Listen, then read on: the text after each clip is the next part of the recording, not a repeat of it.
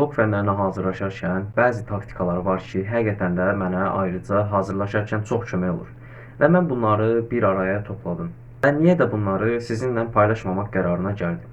Bu gün blok imtahanına hazırlaşarkən özlüyümdə istifadə etdiyim taktikalar barəsində danışacağam və bunların hamısını özüm sınadığım, özüm təcrübədən gördüyüm, öz faydasını gördüyüm, özümdən təşkil etdiyim taktikalardır. Düzdür, bəzi yerlərdən də məlumat alıb, öz həyatımda təcrübə edib, daha sonra tətbiq etdiyim taktikalar olacaq. Bugünkü videoda sənə bu taktikalar barəsində danışacağam və istifadə qaydaları barədə sənə bir-iki bəhs keçəcəm.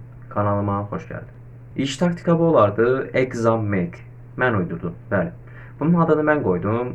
Düzdür, bəzi şagirdlər istifadə edə bilər. Yəni, ilk olaraq bunu özlüyümdə kəşf etdiyim bir taktikadır. Exam make bizə nə deyir? Bunu əvvəlki videolarda yüngülvari bəhs etmişdim, amma detallandırmamışdım. Bu videoda biraz detallandıracağam. Exam make üçün nə etmək lazımdır? Exam make ümumiyyətcə Azərbaycanca sınaq düzəltmək deməkdir. Yəni qəbul imtahanı, imtahan düzəlt deməkdir. Necə edirsən? Əvvəl mövzu ilə bağlı olması üçün əvvəl bir A4 vərəqi və ya qoşa bir vərəq götürürsən və mütləq şəkildə təmiz olmasına, böyük bir vərəq olmasına diqqət yetirirsən. İkinci, spesifik bir mövzu seçirsən. Tarix, ədəbiyyat, kimya, coğrafiya, Azərbaycan dili heç bir fən fərq etmir. Və başlayırsan, məsəl üçün, bir müəyyən paragraf üstündən həmin mövzuya aid suallar tərtib etməyə. Və bu sualları tərtib edirsən və bunları da çalışırsan, qələmlə edirsən. Bu sualların hamısını qələmlə səliqəli bir şəkildə yazırsan. Məsəl üçün, riyaziyyatdan nümunə verir. Məsəl üçün, tutaq ki, Pifaqor teoremidir mövzu. Məsələn, yaza bilərsən. 1. Pifaqor teoreminin düsturu nədir? İlk sualın bu olur. Altına da məsələn, mötərizədə yazarsan ki, şəkil çək.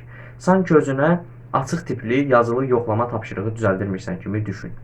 Və məsələn, bunu hazırladın və artıq əlində hazır bir vərəqin oldu. Və sonra nə edirsən? Bu suallar hazırdır və xəta edib o sualları qələmlə işləmirsən. Çünki bu suallar sənə lazım olacaq. Sadə qələm alırsan və sualları sadə qələmlə işləməyə çalışırsan.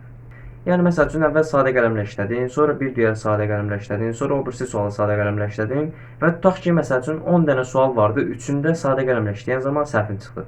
O səhvləri pozub təkrar işləmə şansını əldə edirsən. Amma ruçka ilə yazan zaman yenidən dönmə şansını əldə etməmiş olursan və bu da səni sınağı təkrardan tərtib etməyinə gətirib çıxardacaq.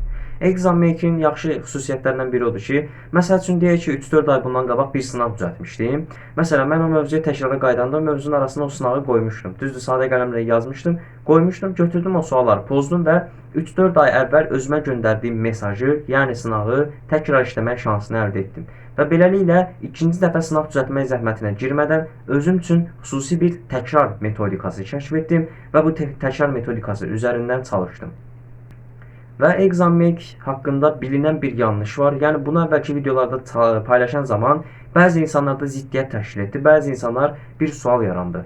Bəs yaxşı, biz o sualların cavabını görmürük. Düzdür, məsəl üçün, sən sualları tərtib edirsən və bu sualların cavabını görə bilirsən. Məsəl üçün, nümunə verim.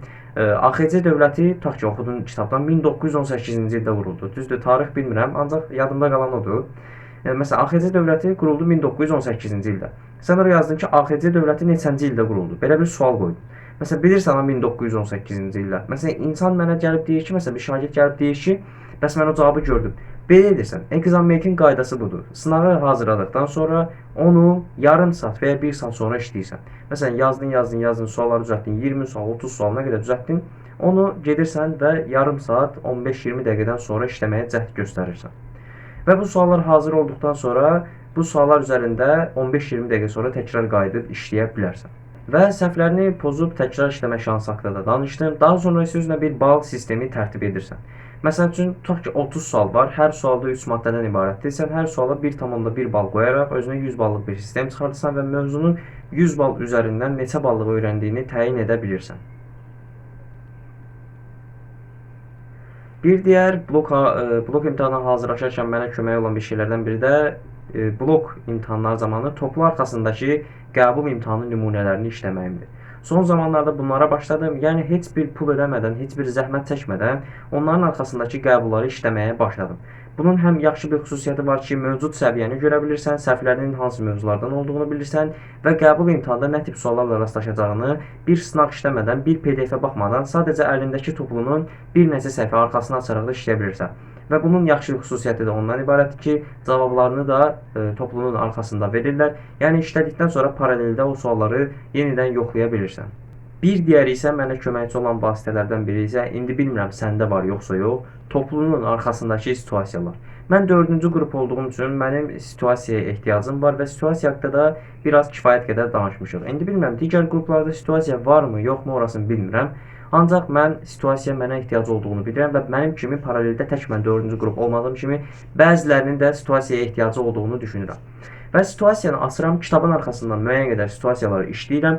Ya məsəl üçün yoxlayıram, həllini başa düşməsəm, açıram YouTube-dan o situasiyanın izahına baxıram. Düzdür, məsələn, yeni situasiyalar paylaşılmamış olsa da, çox azından paylaşsa da, köhnə situasiyaları ilə birə-bir eyni olur, yəni %80 eyni olur.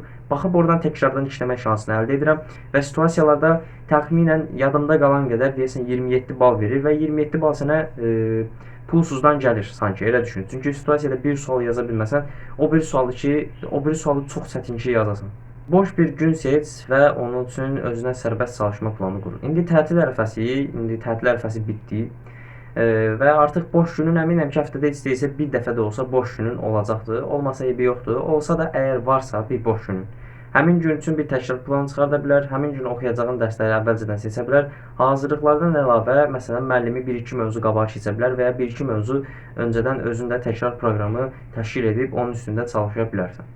Bir digəri isə hazırlıqdan kənar təkrar olardı.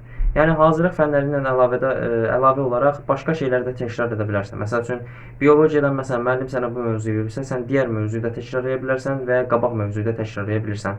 Hər ehtimala qarşı ki, bəlkə sınaq və ya qəbul olanda hazır ola biləsən.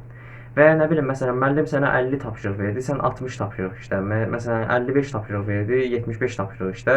Yəni bacardığın qədər əlavə işlə, lap ikinci dəfə də olsa təkrar işlə. Çünki təkrar həqiqətən də insana kömək edir. Təkrarlar ilə insana müəyyən mövzuyu öyrədir. Bəli, bu gün blok imtahanına hazırlaşarkən özü istifadə etdiyim taktikalarla bağlı bir ikinci videonu paylaşdım. Bu səfər sırf vərdişlərdən savayı blok fənlərində, yəni birə-bir istifadə etdiyim taktikaları sizlərlə bölüşdüm. Əminəm müəyyən qədər bir şeylər öyrədə bildim, müəyyən qədər taktikalar öyrədə bildim. Faydalı gəldiysə nə xoş mənə. İzlədiyiniz üçün təşəkkür edirəm. Açıqlamada qoyduğum WhatsApp kanalına, şəxsi inkişaf topluluğuna da qatıla bilərsən.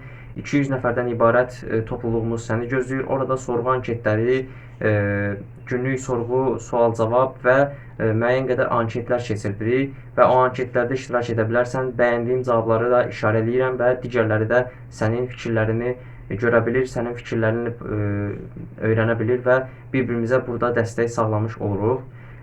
Linki də açıqlamaya qoydum, qatıla bilərsən. İzlədiyin üçün bir daha təşəkkür edirəm. Sağ ol, salamat qal.